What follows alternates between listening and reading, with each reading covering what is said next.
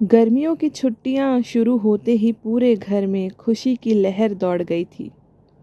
छोटी सी प्यारी लड़की मुनिया कई दिनों से इंतज़ार कर रही थी कि कब स्कूल बंद हो और कब वो अपने नानी के घर जाए।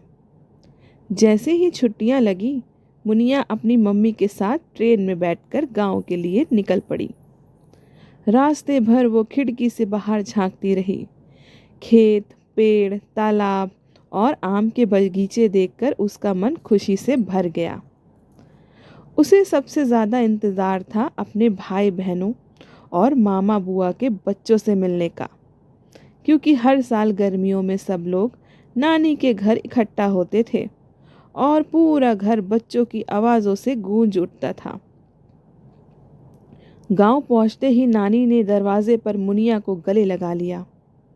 आंगन में पहले से ही उसके मामा के बच्चे सोनू, मोनू, गुड़िया और बुआ के बच्चे राजू, पिंकी और छुटकी खेल रहे थे।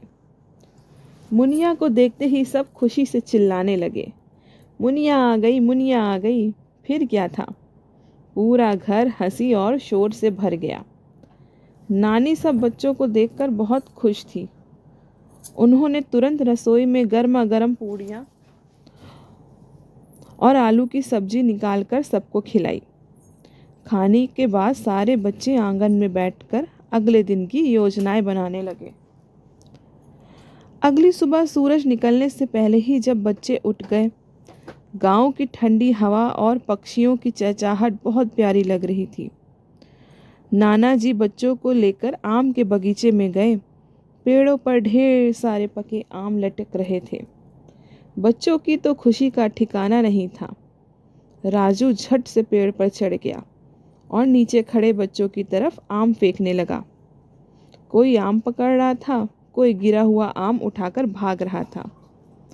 मुनिया ने एक बड़ा सा मीठा सा आम खाया तो उसके हाथ और गाल पूरे पीले हो गए। सब बच्चे उसे देखकर हंसने लगे। फिर सबने मिलकर बाल्टी भर भर कर आम खाए। कोई नमक लगाकर खा रहा था तो कोई रस चूस चूस कर मज़े ले रहा था। दोपहर को जब तेज गर्मी हो गई तो सारे बच्चे तालाब के पास गए।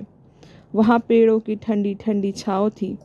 बच्चे पानी में पैर डालकर बैठ गए और खूब छींटे उड़ाने लगे। सोनू और मोनू मिट्टी के घर बनाने लगे, जबकि पिंकी और छुटकी इमली तोड़ने लगी थी। मुनिया ने पेड़ में इमली तोड़ी और सबको बांट दी। खट्टी खट्टी इमली खाते हुए सब बच्चों के चेहरे मज़ेदार बन गए। फिर सब बच्चों ने मिलकर कंचे खेलना शुरू किए। कोई जीतता तो खुशी से उछल पड़ता और कोई हार कर मुंह फुला लेता। लेकिन थोड़ी देर बाद फिर सब लोग साथ में खेलने लगते। शाम होते ही गांव का माहौल और सुंदर हो जाता। ठंडी हवा चलने लगती और बच्चे मैदान में क्रिकेट खेलने निकल जाते। मुनिया की बैटिंग बहुत अच्छी थी। उसने एक बार इतनी जोर से शॉट मारा कि गेंद सीधे पड़ोसी के आंगन में चली गई। सब बच्चे हंसते हंसते लोटपोट हो गए। फिर राजू दीवार कूदकर गेंद लेने गया। खेलते खेलते कब अंधेरा हो जाता किसी को पता ही नहीं चलता। रात को नानी सब बच्चों को अपने पास बिठाकर नए नए पकवान खिलाती। कभी खीर बनाती, कभी मालपुआ, कभी आलू के पराठे तो कभी बेसन के लड्डू। नानी के हाथ का खाना इतना स्वादिष्ट होता कि बच्चे बार बार मांग कर खाते। खाना खाने के बाद सब बच्चे छत पर चारपाई डालकर लेट जाते। आसमान में चमकते तारे देखकर मुनिया कहती, नानी, वो सबसे बड़ा तारा मेरा है।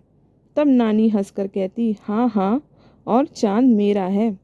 फिर नानी उन्हें मज़ेदार कहानियाँ सुनाती, कभी राजा रानी की कहानी, कभी भूतों की, तो कभी अपने बचपन की कहानी।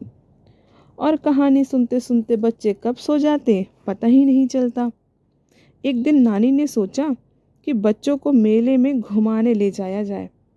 ये सुनते ही सब खुशी से उछल पड़े। मेले में रंग बिरंगे झूले लगे थे, खिलौनों की दुकानें थीं और मिठाइयों की खुशबू पूरे मोहल्ले में फैल रही थी। बच्चों ने गोलगप्पे खाए, बर्फ का गोला खाया और बड़े वाले झूले पर बैठकर खूब चिल्लाए। मुनिया ने अपने लिए रंग बिरंगी चूड़ियाँ खरीदी और छुटकी ने तो गुड़िया खरीदी।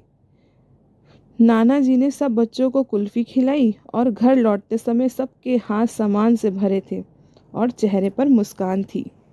धीरे धीरे छुट्टियां ख़त्म होने लगी। ये सोचकर मुन्निया बेचारी उदास हो गई।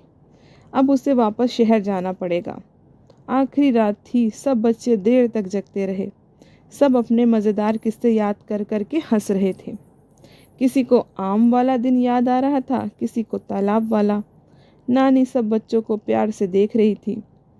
उनकी आंखों में खुशी भी थी और हल्की हल्की उदासी भी। अगली सुबह जब मुनिया जाने लगी तो नानी को कसकर गले लगा लिया। नानी ने उसके बैग में आम, अचार, ढेर सारे लड्डू रख दिए। लेकिन ट्रेन चलने लगी तो मुनिया खिड़की से हाथ हिलाकर बोली, नानी अगली गर्मियों में फिर आऊँगी। नानी मुस्कुराई और बोली, हम सब लोग इंतज़ार करेंगे। ट्रेन आगे बढ़ती गई, लेकिन मुनिया के मन में नानी की घर की यादें हमेशा के लिए बस गई। आम के बगीचे, इमली का स्वाद, कंचों का खेल, क्रिकेट की मस्ती, नानी के पकवान और भाई बहन के साथ बिताया हुआ वो सुनहरा बचपन, जिसे याद करके उसके चेहरे पर हमेशा मुस्कान आ जाती थी। तो अगर आपको हमारी ये इमोशनल कहानी पसंद आई हो तो वीडियो को लाइक कीजिए और चैनल को सब्सक्राइब कीजिए। मिलते हैं अगली मज़ेदार स्टोरी के साथ।